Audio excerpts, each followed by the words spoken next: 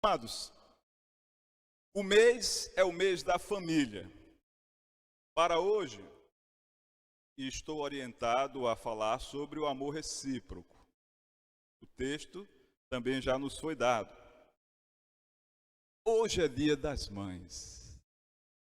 Então, eu me preparei para trazer à igreja uma reflexão breve dentro do tema proposto, mas também me apoiando em um texto que fala sobre uma mãe maravilhosa, uma mãe vitoriosa. Assim, nós vamos olhar para o texto proposto, pensar sobre o amor e depois a gente vai ver algo sobre Ana, a mãe Ana. Nosso texto base é Efésios 5, 33. Os irmãos podem acompanhar, depois a gente vai orar mais uma vez, podem ficar sentados como estão. Diz assim a palavra do Senhor: portanto, cada um de vocês também ame a sua mulher como a si mesmo. E a mulher trate o marido com todo respeito. Oremos mais uma vez. Senhor, diante de Ti, com o coração muito grato, muito feliz por tudo quanto vimos aqui até hoje, os testemunhos, os milagres. Me coloco, Senhor, para que Tu me uses e que Teu Espírito ocupe cada lugar neste santuário, trazendo luz ao nosso entendimento. E te peço, ó Pai, perdão por todos os meus pecados, para que eu possa ser digno de anunciar a Tua palavra.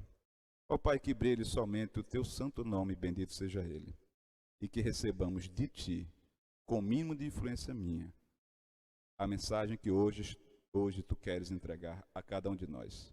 Em nome de Jesus. Amém.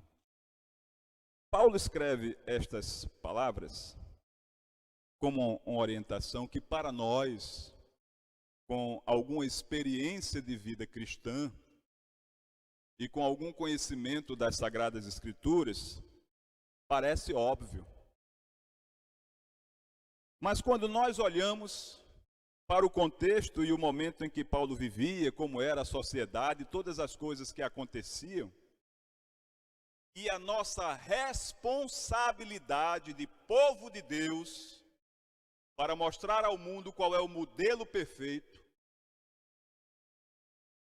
olhando para o que acontecia já no século IV a.C., veja o que é escrito sobre a sociedade da época atribuído a Pseudo-Demóstenes.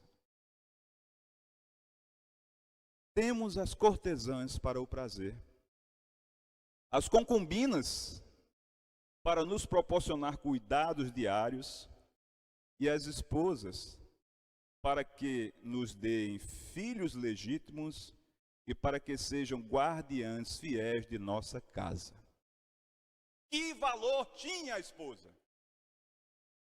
Que comportamento tinha o homem na sociedade? Como eram os lares? Quando Paulo escreve isso, imagine como já não estava. Quando olhamos para hoje, como é? É por isso que a palavra do Senhor não caduca. Ela sempre tem algo para nós novo e para aplicar agora. Conta-se que um garoto estava no parque e escutou alguém perguntando sobre o céu, onde era o céu.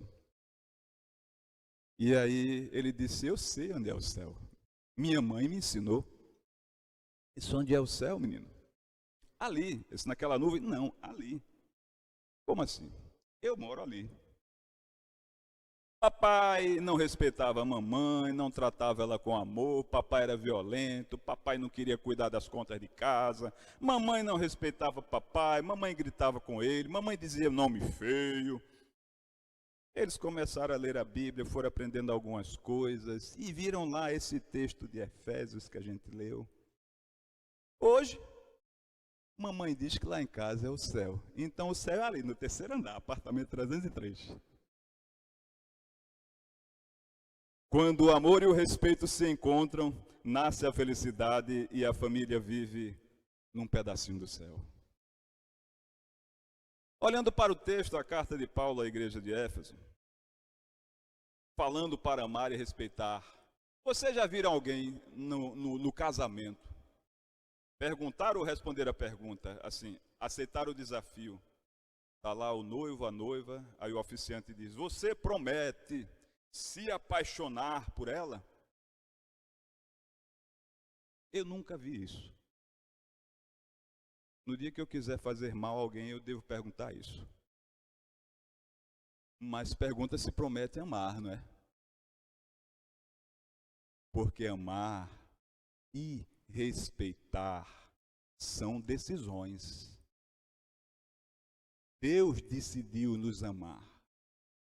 Nós podemos decidir amar uns aos outros e cumprir a vontade de Deus. E quando nós decidimos amar, isso implica em atitudes que provem este amor que nós decidimos viver. Amar e respeitar são decisões. Então Paulo está dizendo aos casais, à família: tomem a decisão de se amar e se respeitar, porque é isso que o Senhor quer, para a vida, para a família. Falando sobre o que eu fui olhar sobre o amor, a palavra que Paulo usa aqui para amem é a mesma palavra grega que está em João 3,16. Este é o amor puro de Deus para conosco. É o amor que cada um de nós pode viver para o outro sem interesse nenhum. Feliz por realizar o que o outro precisa. Feliz por amar ao outro e fazê-lo feliz. Sem segundas intenções. É o amor que pode naturalmente ser eterno. Dentre as formas de amor, o amor de interesse do homem pela mulher, esse terá um fim. Sim. Mas quando Deus está presente, a decisão de amar como Deus nos amou está presente, nunca acabará a felicidade desse casal. Eles estarão preenchidos porque Deus está no meio deles. Se você imaginar um triângulo, de um lado o homem, do outro a mulher. E aqui em cima imaginar a presença, a imagem de Deus. E traçar o caminho com este casal, indo na direção de Deus. Quanto mais próximos de Deus, mais próximos um do outro, mais unidos, mais felizes, mais fortes. Amar é uma decisão. A missão da família é ensinar ao mundo o amor de Deus, porque Deus amou ao mundo de tal maneira que deu seu Filho unigênito, para que todo aquele que nele crê não pereça, mas tenha a vida eterna. Aqui é a mesma palavra amor, no grego usado. O amor de Deus, o amor que tem a ver com entrega incondicional, perdão e restauração. Entrega incondicional, perdão e restauração. A família que vive o amor recíproco, homem e mulher se amam e se respeitam. Pais e filhos se amam e se respeitam. E Deus é visto por todo o mundo através da vida destas famílias. Amor recíproco é amor sem interesse. Paulo diz ao homem para amar, à mulher para respeitar. Quem lê o Príncipe Maquiavel deve lembrar que lá ele dá um dos conselhos dizendo assim, que muitos trataram aos outros com amor, mas foram traídos. Outros que foram muito duros, temidos, nunca foram traídos. E aí vai o príncipe, decidir se ele prefere ser amado com a possibilidade de ser traído ou de ser temido para sempre ser respeitado. Numa sociedade como aquela, como é que o homem ganhava respeito da mulher? fazendo-a sentir medo, fazendo-a sentir a possibilidade da perda. Mas não é isso que agrada, não é isso que é a vontade de Deus. À medida que você se entrega, à medida que você vive uma relação sacrificial em favor do outro, este outro vai te respeitar por causa do teu amor. É isso que Deus espera de nós também, porque Ele se entregou.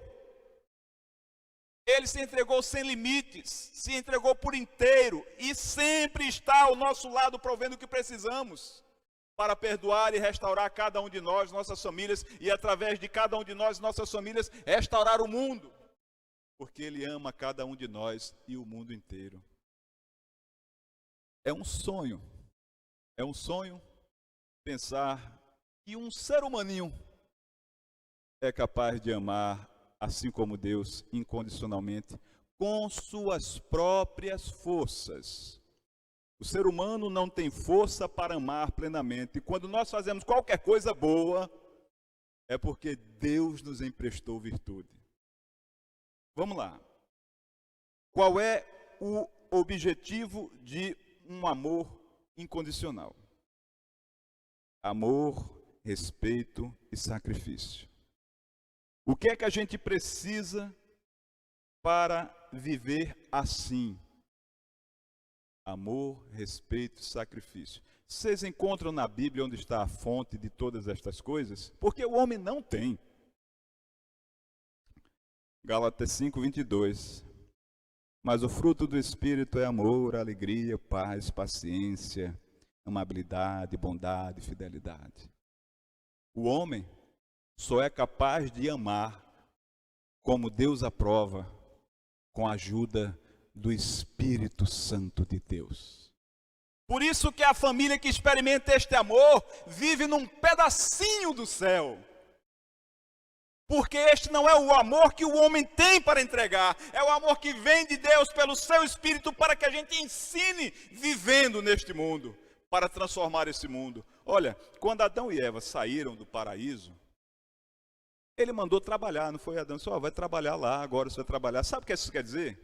Vá consertar a besteira que você fez, vá reconstruir esse mundo. É a sua responsabilidade agora trabalhar para reconstruir. E você, mulher, você vai fazer esse mundo um mundo que me segue. Os teus filhos precisam aprender contigo e precisam me seguir. O casal tem que trabalhar agora para mudar o mundo. Então, pensando em Ana, sobre a experiência de Ana viveu milagres em sua vida. Cada um de nós tem no seu coração alguma coisa que vive pedindo a Deus. Alguma coisa que precisa para a sua vida ter equilíbrio. A história de Ana, alguns podem não conhecer, mas eu de maneira breve vou lembrar. Ela enfrentava a rivalidade, porque não podia ter filhos, e para o contexto da época, a mulher que não tivesse filhos não teria muito valor. E ela sofria com isso, porque ela era humilhada por sua rival. E era uma coisa muito natural que o homem tivesse quantas mulheres pudesse sustentar. A outra, Penina, tinha filhos, ela não tinha, e por isso ela sofria por não ser mãe e ainda por ser humilhada. Eu quero observar o texto e compartilhar com os irmãos algumas coisas, trazendo para a nossa realidade. A experiência dessa mãe, Ana, e os milagres do amor. Milagres que o amor faz. Diz assim, 1 Samuel, versos 4 e 5. No dia em que Elcana oferecia o seu sacrifício, dava ele porções deste a Penina, sua mulher, e a todos os seus filhos e filhas. A Ana, porém, dava porção dupla, porque ele a amava, ainda mesmo que o Senhor a houvesse deixado estéril. Observe, dentro da realidade da época, o que está sendo dito aqui é o seguinte: mesmo que ela tivesse pouco valor, ele a tratava melhor do que os outros, mesmo que ela tivesse pouco valor. Dói a gente pensar nesta realidade, mas era o contexto da época. E amor no hebraico, ahav,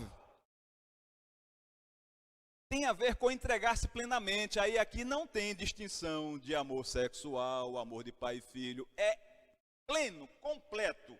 Quem ama se entrega por inteiro. Então é um para o outro. Um entregando ao outro. Um dando ao outro. Isso é o pensamento do amor para o povo hebreu. É vida completa, vida plena, vida inteira para o outro. Não é fracionado. Tem a ver com a parte material, espiritual, física, emocional, afetiva e tudo mais que o outro precisava. Então, Elcana se entregava mais a Ana do que a Penina. Elcana era mais generoso em relação a Ana do que a Penina. Elcana vivia mais para Ana do que para a Penina. Mas Ana não era feliz. Porque Ana enfrentava a humilhação e Ana ainda carregava no seu coração o sonho de ser mãe. E Ana nunca iria conseguir a felicidade plena sem viver a experiência de ser mãe. Elcana a humilhava. Penina, a esposa de Elcana.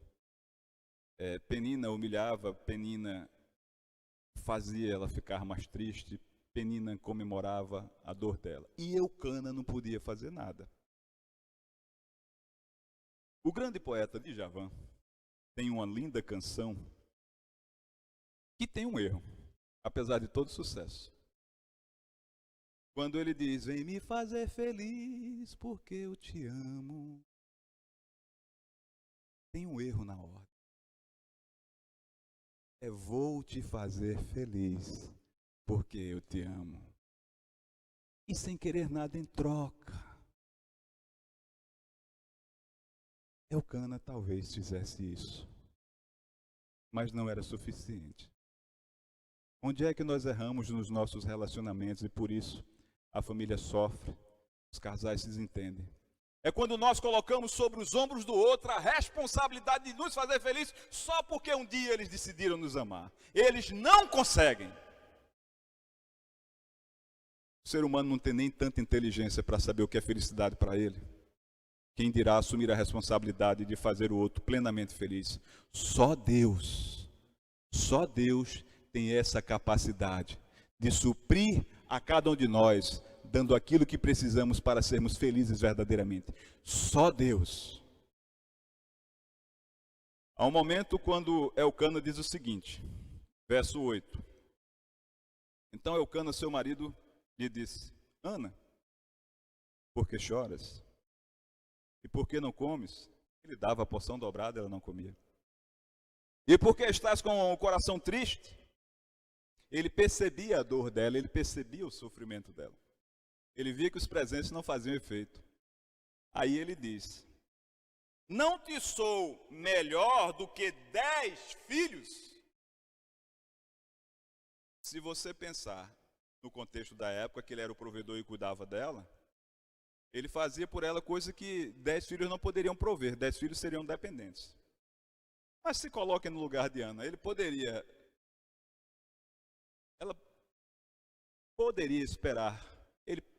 esperar fazê-la feliz sem que ela tivesse a oportunidade de viver a experiência milagrosa de ser mãe? Duas hipóteses sobre a frase de Elcana. Eu não quero dizer que este era o pensamento de Elcana. Eu nunca falei com ele, nunca perguntei a ele. Se eu pudesse perguntar, aí eu diria com segurança. Mas eu posso analisar a frase de alguém que diz assim, não sou eu melhor do que 10 filhos para uma mulher que sofre por não ter filho, que ele demonstra aqui autossuficiência e zero de empatia. Eu sou o cara. Eu sou melhor do que 10 filhos.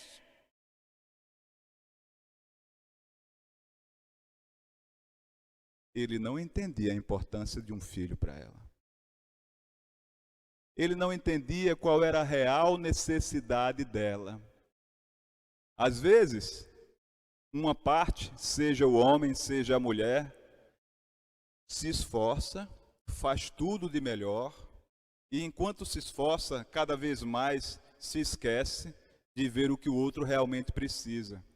E aí se confunde em fazer o que é melhor para ele, pensando que isso interessa ao outro.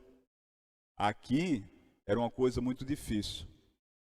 Mas a gente observando o nosso dia a dia, às vezes tem coisas tão simples na família que a gente não faz. A gente se preocupa com coisas tão grandes e às vezes a gente morre tentando realizar e não realiza, e o mais simples a gente não faz. Aquela coisa do jantar de família, aquela coisa do bom dia, da oração em conjunto, aquela coisa de perguntar como vai e esperar o outro responder e prestar atenção. E isso é a necessidade do homem, da mulher, do filho e de qualquer um dentro do lar. A Bíblia diz: apanhai-me as raposinhas pequenas, que atingem as nossas vinhas em flor. Porque o judeu fazia cercas em redor das suas vinhas, preparado para as coisas grandes, os animais grandes, mas as pequenas raposinhas passavam, iam minando e acabando com tudo. Às vezes na família a gente está preocupado que aconteça uma grande tragédia, a gente ora muito de joelhos para que uma grande tragédia não aconteça, e aí pequenas coisas vão entrando na nossa casa, entrando na nossa vida. E quando vê, a felicidade foi embora. Porque nós não tivemos o cuidado de olhar mais para o outro, de olhar mais para nós mesmos, de olhar para o nosso lar, de olhar para Deus e escutar o que Ele nos diz sobre cada um de nós. A outra hipótese é que talvez Eucana tenha tido um encontro com a realidade. A gente pode pensar nele dizendo assim: será que eu não sou melhor do que 10 filhos? Mas a gente pode pensar nele também colocando a mão na cabeça e dizendo: será que eu não sou melhor do que 10 filhos? Eu não sou. Eu não sou tudo. Ela precisa de muito mais do que eu, apesar de tudo. Estou entregando. Ela precisa de uma coisa que eu não posso dar. Mas ela foi buscar a quem tinha para entregar. Aquele que não ama não conhece a Deus, pois Deus é amor. E agora a gente vai ver a vitória da fé no amor sobre o julgamento e o egoísmo, que é essa experiência de Ana. Eu vou direto aos versos que me ajudarão a mostrar como o amor, a fé, vencer o julgamento e o egoísmo. Amados, as nossas dores, os nossos problemas têm a sua origem no pecado. E uma grande fonte de pecado é o egoísmo. O egoísmo nos faz esquecer de tudo e pecar sem limite. Eu vou ler o texto porque vai ajudar e não é longo. Demorando-se ela a orar perante o Senhor, passou Eli a observar-lhe no movimento dos lábios. Porquanto Ana só no coração falava. Seus lábios se moviam, porém não se lhe ouviam voz nenhuma. Por isso Eli a teve como embriagada. E lhe disse: até quando estarás embriagada? Aparta de ti este vinho, percebem? Ele olhou para ela e disse: coitada, está bêbada, perdida.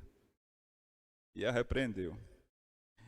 Eu dou um desconto para Eli, porque imaginem hoje aquela festa que nós temos em Casa Amarela, em dezembro, em que as pessoas sobem, os católicos sobem para prestar as suas homenagens e tudo, mas que há em redor algumas barraquinhas que servem o que você quiser, E que ali a gente vê muito se entregar e ficar no chão, seja homem, seja mulher.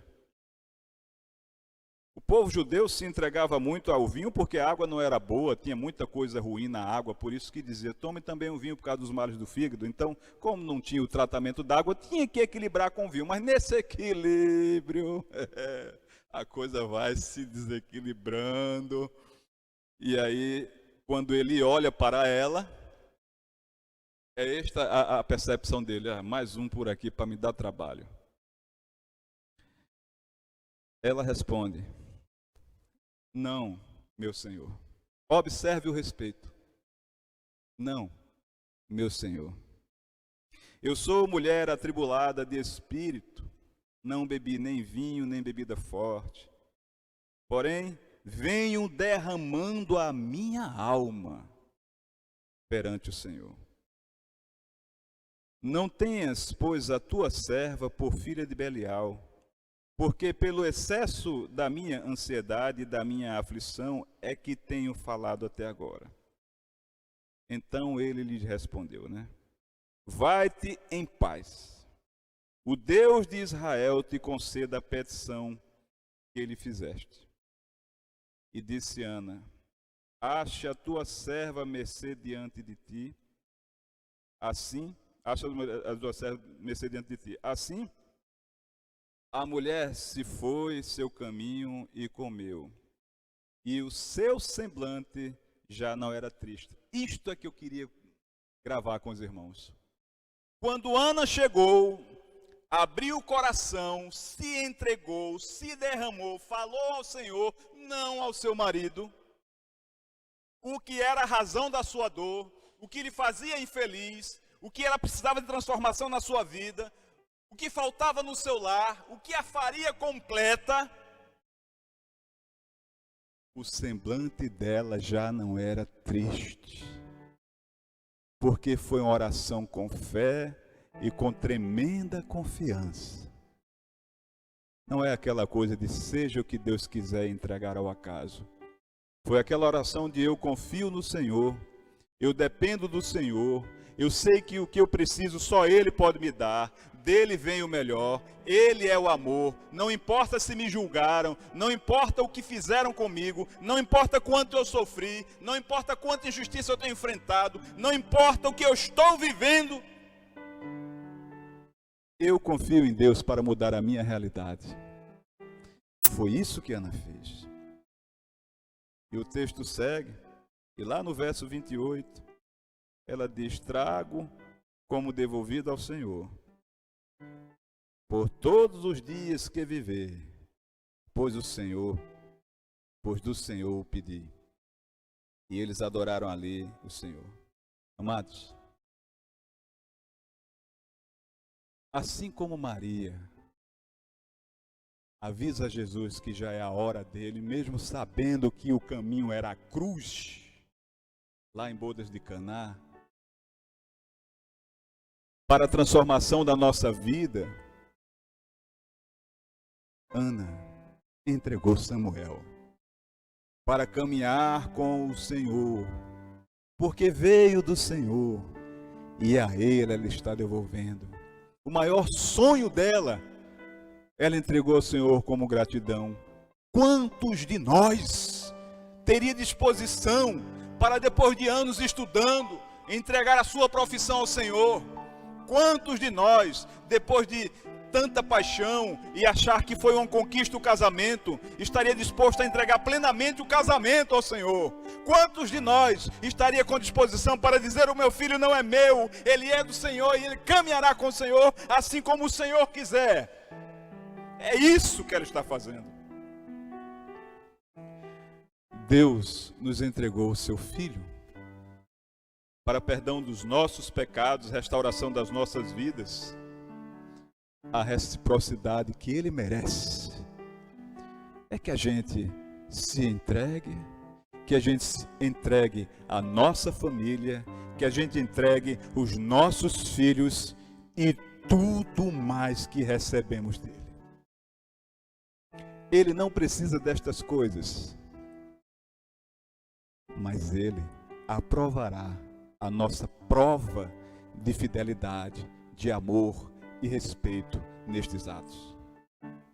O Espírito Santo nos dá a orientação e a força para que qualquer um de nós possa amar ao próximo e pela fé acabar com o sofrimento quando nele não há nenhum propósito especial para o Senhor. Para ser feliz, Ana precisava dar à luz a uma criança. A confiança no amor incondicional do Senhor a fez derramar-se e suplicar o milagre. O que falta em sua casa para o amor recíproco ser presente? Qual tem sido o motivo da sua tristeza? Que milagre sua família precisa? Que milagre você precisa para sua família ser feliz? Coloque diante de Deus a sua dor, o seu pedido e confie. Hoje mesmo a felicidade poderá ser percebida em você. Nós vamos cantar. E enquanto a gente canta, coloque diante do Senhor aquilo que está no teu coração e que tem pesado, para que nos nossos lares o amor seja recíproco, para que o mundo veja como nós somos diferentes, como a nossa família é a família que Deus aprova, porque é através desta família que nós vamos transformar esse mundo, para que o mundo perceba o amor incondicional de Deus.